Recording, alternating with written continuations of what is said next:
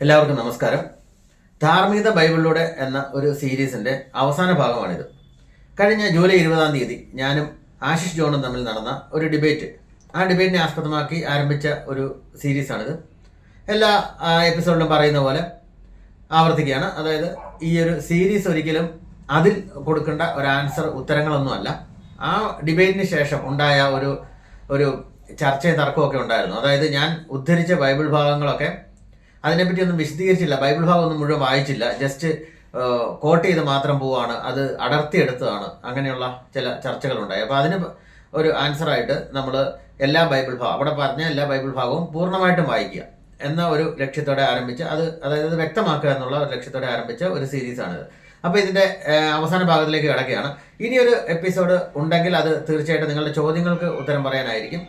അങ്ങനെയുള്ള ചോദ്യങ്ങൾ ഉണ്ടെങ്കിൽ തീർച്ചയായിട്ടും പറയും. അല്ലാതെ അതിൽ പറഞ്ഞ സബ്ജക്റ്റുകൾ എല്ലാം തന്നെ ഇവിടെ പൂർണ്ണമാവുകയാണ്. അപ്പോൾ ഇത്തവണത്തെ നമ്മുടെ സീരീസ് എന്ന് പറയുന്നത് ഇതാണ്, ചോര കണ്ടാൽ മാത്രം അടങ്ങുന്ന ഒരു ദൈവത്തെ പറ്റിയുള്ള ഒരു എപ്പിസോഡാണ്. അതായത് ദൈവം തീർച്ചയായിട്ടും വളരെയധികം ടോളറൻസ് എന്ന് പറയുന്നത് പൂജ്യമാണ് ദൈവത്തിൻ്റെ. അത് ഞാൻ അതിൽ പറഞ്ഞിരുന്നു, അതിൻ്റെ ഉദാഹരണങ്ങൾ ഉദ്ധരിച്ചിരുന്നു. അപ്പോൾ ആ ബൈബിൾ ഭാഗങ്ങളാണെന്ന് വായിക്കുന്നത്.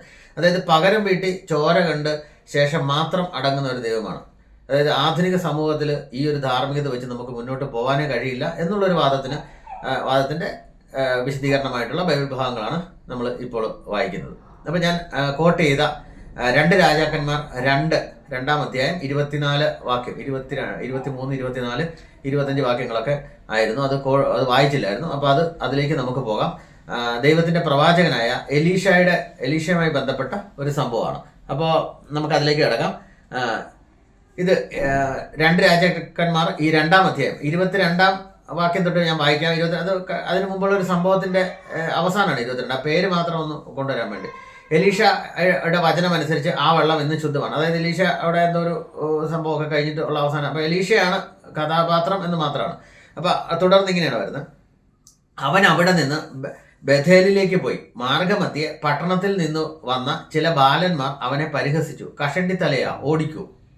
അവൻ തിരിഞ്ഞു നോക്കി, അവരെ കണ്ടു. കർത്താവിന്റെ നാമത്തിൽ അവരെ ശപിച്ചു. കാട്ടിൽ നിന്ന് 2 പെൺകരടികൾ ഇറങ്ങി 42 ബാലന്മാരെ ചിന്തിക്കീറി. അവിടെ നിന്ന് അവൻ കാർമൽ മലയിലേക്കും തുടർന്ന് സമരിയയിലേക്കും പോയി. എലീഷ ദൈവത്തിന്റെ ഒരു പ്രവാചകനാണ്. അദ്ദേഹത്തെ പറ്റി പറയുന്ന കാര്യമാണ്, കൂടുതൽ വിശദീകരിക്കേണ്ട കാര്യമില്ല. ഒരു കഷണ്ടിത്തലയ എന്ന് വിളിച്ച് കളിയാക്കിയതിനാണ് ആ ബാലന്മാരെ എല്ലാം പെൺകരടികളെ ഇറക്കി പിച്ച് ചീന്തിയത്. അപ്പം അതാണ് ദൈവത്തിന്റെ ഒരു പ്രതികാരം എന്ന് പറയുന്നത്. അതുപോലെ തന്നെ മറ്റൊരു സംഭവം ഞാൻ വായിക്കാം. അത് അവിടെ കോട്ട് ചെയ്തതാണ്. പുറപ്പാടിന്റെ പുസ്തകം 4-ാം അധ്യായം ഒരു 19-ാം വാക്യം പോലെ ഞാൻ വായിക്കാം. മിദിയാനിൽ വെച്ച് കർത്താവ് മോശയോട് പറഞ്ഞു, നീ ഈജിപ്തിലേക്ക് മടങ്ങിപ്പോവുക. നിന്നെ കൊല്ലാൻ കാത്തിരുന്നവർ മരിച്ചു കഴിഞ്ഞു. മോശ ഭാര്യയെയും പുത്രന്മാരെയും കഴുതപ്പുറത്ത് കയറ്റി ഈജിപ്തിലേക്ക് തിരിച്ചു. അവൻ ദൈവത്തിന്റെ വടിയും കയ്യിലെടുത്തു. കർത്താവ് മോശയോട് പറഞ്ഞു, നീ ഈജിപ്തിലേക്ക് മടങ്ങിയാണ്. അവിടെ എത്തുമ്പോൾ ഞാൻ നിനക്ക് വശമാക്കി തന്നിരുന്ന അത്ഭുതങ്ങൾ ഫറവോയുടെ സാന്നിധ്യത്തിൽ പ്രവർത്തിക്കണം. എന്നാൽ ഞാൻ അവനെ കഠിനചിത്തനാക്കും. അവൻ ജനത്തെ വിട്ടയക്കിയില്ല. നീ ഫറവോയോട് പറയണം, കർത്താവ് പറയുന്നു, ഇസ്രായേൽ എൻ്റെ പുത്രനാണ്, എൻ്റെ ആദിജാതൻ. ഞാൻ നിന്നോട് ആജ്ഞാപിക്കുന്നു, എന്നെ ആരാധിക്കാൻ വേണ്ടി എൻ്റെ പുത്രനെ വിട്ടയക്കുക. നീ അവനെ വിട്ടയക്കുന്നില്ലെങ്കിൽ നിന്റെ പുത്രനെ, നിന്റെ ആദിജാതനെ തന്നെ ഞാൻ വധിക്കും.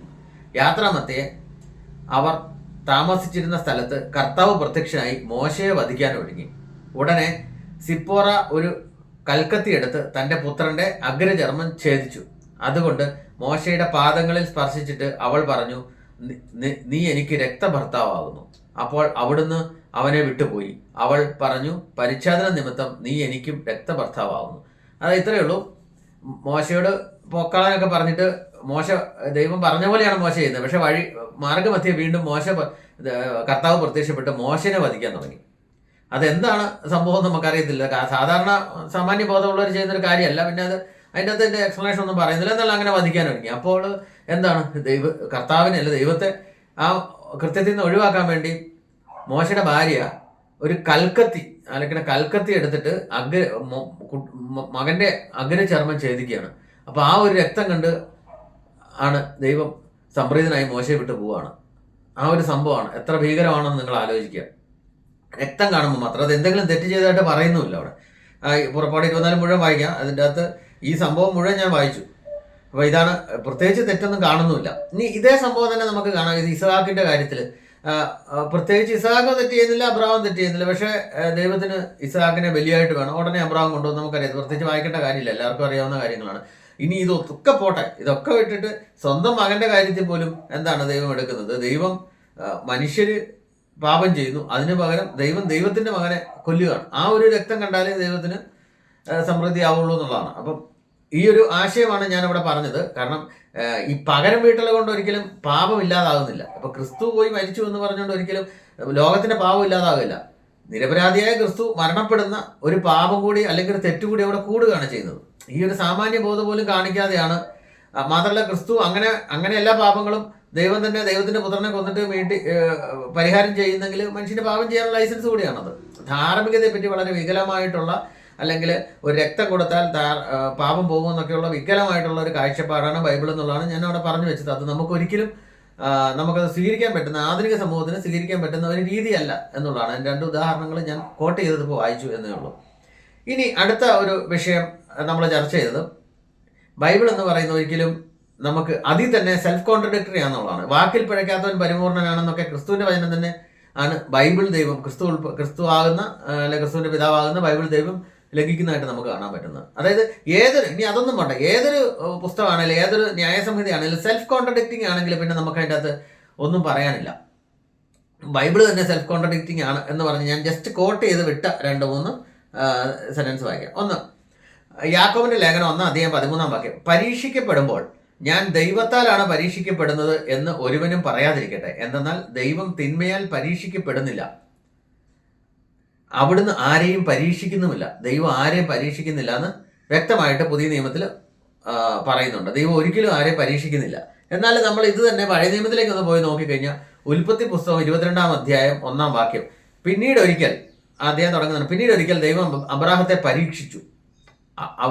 അബ്രാഹാം അവിടുന്ന് വിളിച്ചു, ഇതാ ഞാൻ അവൻ വിളി കേട്ടു. അതായത് പിന്നീട് ഒരിക്കൽ ദൈവം അബ്രാഹത്തെ പരീക്ഷിച്ചു എന്ന് പറഞ്ഞാണ് ആ അധ്യായം തന്നെ തുടങ്ങുന്നത്. അതായത് ദൈവം പരീക്ഷിക്കുന്നെന്നും പറയുന്നു, അതേ ബൈബിൾ തന്നെ ആദ്യം ദൈവം പരീക്ഷിക്കുന്നു എന്ന് പറയുന്നു, അതേ ബൈബിൾ തന്നെ ദൈവം പരീക്ഷിക്കുന്നില്ല എന്നും പറയുന്നു. ഒരേ കാര്യം തന്നെ. ഇപ്പോൾ മഴ പെയ്യുന്നു, ഇപ്പോൾ മഴ പെയ്യുന്നില്ല, ഇവിടെ ഇപ്പോൾ മഴ പെയ്യുന്നു, ഇവിടെ ഇപ്പോൾ മഴ പെയ്യുന്നില്ല എന്ന് പറഞ്ഞു കഴിഞ്ഞാൽ നമ്മൾ എന്താണ് മനസ്സിലാക്കേണ്ടത്? സെൽഫ് കോൺട്രഡിക്റ്റിംഗ് ആണ്. ഒരിക്കലും നമുക്ക് അത് ഇതിൽ പറയുന്ന കാര്യങ്ങൾ വിശ്വസിച്ചാൽ നമ്മൾ മാറ്റി പോകുന്നുള്ളതാണ് ഇതിൻ്റെ അകത്തെ കാര്യം. അതായത് ഒരിക്കലും സെൽഫ് കോൺട്രഡിക്റ്റിംഗ് ആയിട്ട് ഒരാൾ കാര്യം പറഞ്ഞാൽ അയാളെ നമുക്ക് വിശ്വാസത്തിൽ എടുക്കാൻ പറ്റില്ല എന്നുള്ളതാണ് ഇതിൻ്റെ. അങ്ങനെ ഒരു ഉദാഹരണം കൂടെ പറയാം ബൈബിളിലെ തന്നെ. എസെക്കിയേലിന്റെ പുസ്തകം 18:20 പാപം ചെയ്യുന്നവൻ മാത്രമായിരിക്കും മരിക്കുക. പുത്രൻ പിതാവിന്റെ തിന്മകൾക്ക് വേണ്ടിയോ പിതാവ് പുത്രന്റെ തിന്മകൾക്ക് വേണ്ടിയോ ശിക്ഷിക്കപ്പെടുന്നില്ല. നീതിമാൻ തന്റെ നീതിയുടെ ഫലവും ദുഷ്ടൻ തന്റെ ദുഷ്ടതയുടെ ഫലവും അനുഭവിക്കും. അതായത് ഞാൻ പാപം ചെയ്താൽ ഞാൻ മാത്രമേ ഉള്ളൂ ശിക്ഷിക്കപ്പെടുള്ളൂ, ഒരിക്കലും എൻ്റെ മക്കൾക്ക് അത് വരില്ല. പാരമ്പര്യമായിട്ട് പാപത്തിന്റെ ഫലം അനുഭവിക്കേണ്ടി വരില്ല എന്നുള്ളതാണ് കർത്താവ് എസെക്കിയേലിന്റെ പുസ്തകം 18:20 പറയുന്നത്. ഇനി അതേ കാര്യം തന്നെ നോക്ക് പുറപ്പാടിന്റെ പുസ്തകം 20:5 അതിൻ്റെ അത് കൽപ്പനകൾ കൊടുക്കുന്നതിന്റെ ഭാഗമായിട്ടൊക്കെ പറയുന്നതാണ്. മുകളിൽ ആകാശത്തിലോ താഴെ ഭൂമിയിലോ ഭൂമിക്കടിയിലോ ജലത്തിലോ ഉള്ള ഒന്നിന്റെയും പ്രതിമയോ സ്വരൂപമോ നിർമ്മിക്കരുത്. അവയ്ക്ക് മുമ്പിൽ പ്രണമിക്കുകയോ അവയെ ആരാധിക്കുകയോ ചെയ്യരുത്. എന്തെന്നാൽ ഞാൻ നിന്റെ ദൈവമായ കർത്താവ് അസഹിഷ്ണുവായ ദൈവമാണ്. എന്നെ വെറുക്കുന്ന പിതാക്കന്മാരുടെ കുറ്റങ്ങൾക്ക് അവരുടെ മക്കളെ 3-4 തലമുറ വരെ ഞാൻ ശിക്ഷിക്കും. അതായത് എസെക്കിയേലിന്റെ പുസ്തകത്തിൽ പറയുന്നു അവരെ മാത്രമേ ശിക്ഷിക്കുകയുള്ളൂ, ഒരിക്കലും താഴോട്ട് പോവില്ല. പിന്നെ പറയുന്നു, പിന്നെയല്ല അതിനു മുമ്പാണ് പുറപ്പാടിന്റെ പുസ്തകത്തിൽ തിരിച്ച് നമുക്ക് ഇങ്ങനെയാണ്. പുറപ്പാടിന്റെ പുസ്തകത്തിൽ പറയുന്നു 3-4 തലമുറ വരെ ശിക്ഷിക്കുന്നു പറയും പാപത്തിന്റെ ഫലം. പിന്നീട് പോയി എസെക്കിയേലിന്റെ പുസ്തകം ആകുമ്പോൾ പറയാം പാപത്തിന്റെ ഫലത്തിൽ ഒരിക്കലും മക്കൾക്ക് പോകത്തില്ല, നീ പാപം ചെയ്താൽ നിന്നെ മാത്രമേ ശിക്ഷിക്കുകയുള്ളൂ. ഇതാ പറയുന്നത് ഒരേ കാര്യം തന്നെ. എന്ത് വേണമെങ്കിലും നിങ്ങൾ പറഞ്ഞു, പക്ഷെ ഒരേ കാര്യം തന്നെ അങ്ങോട്ടും ഇങ്ങോട്ടും സെൽഫ് കോൺട്രാക്ടറി ആയിട്ട് പറയുന്നു കഴിഞ്ഞാൽ ചുരുക്കം പറഞ്ഞാൽ ഈ പുസ്തകം തന്നെ ഇൻവാലിഡ് ആണ് എന്ന് നമുക്ക്, അല്ലെങ്കിൽ ഇത് മുഴുവൻ ദൈവത്തിന്റെ വചനമായിട്ട് നമ്മൾ കൺസിഡർ ചെയ്താൽ ദൈവം തന്നെ ഇൻവാലിഡ് ആണ്, ആ ധാർമ്മികത തന്നെ ദൈവത്തെക്കാളും നമ്മുടെ വിഷയം ധാർമ്മികത ആയതുകൊണ്ട് ആ ദൈവം പറയുന്ന ധാർമ്മികത ഇൻവാലിഡ് ആണെന്നുള്ളതിന്റെ തെളിവ് ബൈബിൾ തന്നെ പറയുന്നതിന്റെ 2 ഉദാഹരണം ഞാൻ പറഞ്ഞെന്നുള്ളൂ. ഇങ്ങനെ നോക്കിയാൽ ഒരുപാടെണ്ണം നമുക്ക് കിട്ടും.